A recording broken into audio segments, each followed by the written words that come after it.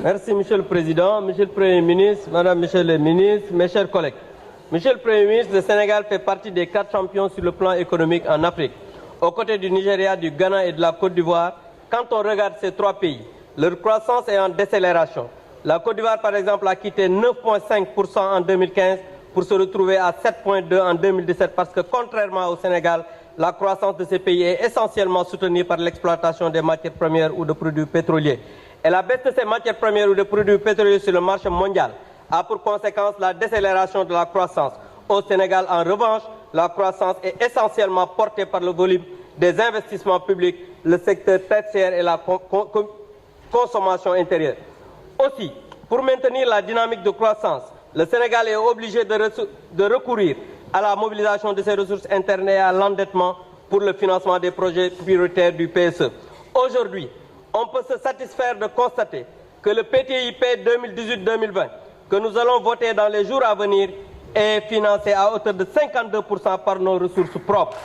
Quant à la dette, elle est soutenable, Monsieur le Premier ministre, à 61,2% en fin 2017 et 61,44% en fin 2018, donc en deçà de la norme communautaire fixée à 70% du PIB.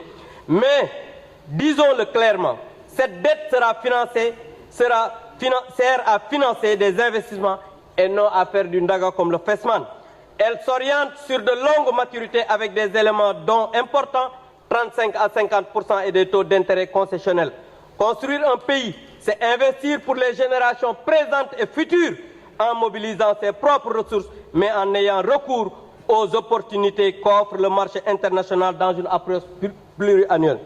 C'est pourquoi le président Macky Sall, lors du conseil présidentiel hier, disait « Il faut qu'on arrête de parler comme ça de la dette à tort et à travers. Si l'on considère les critères et les normes de viabilité retenus pour la dette publique au plan international, l'un des 2 critères fondamentaux reste le service de la dette sur les recettes budgétaires. Il faut qu'on soit capable de rembourser la dette. Si vous prenez ce ratio, nous sommes à 10,9% et la norme est de 30%. Où est le débat, disait le président Macky Sall. Monsieur le Premier ministre, waxu chemin de fer nag mënu ma ko bañ a wax foog nga wax ci parce que pour rassurer les travailleurs de Dakar Bamako ferroviaire sama collègue bi nga xam ne moo sol mbaxana mi di kaas léegi nag te musta gagné élection su ma ñëwaatee 2e tour dinaa ko tontu. Je vous remercie.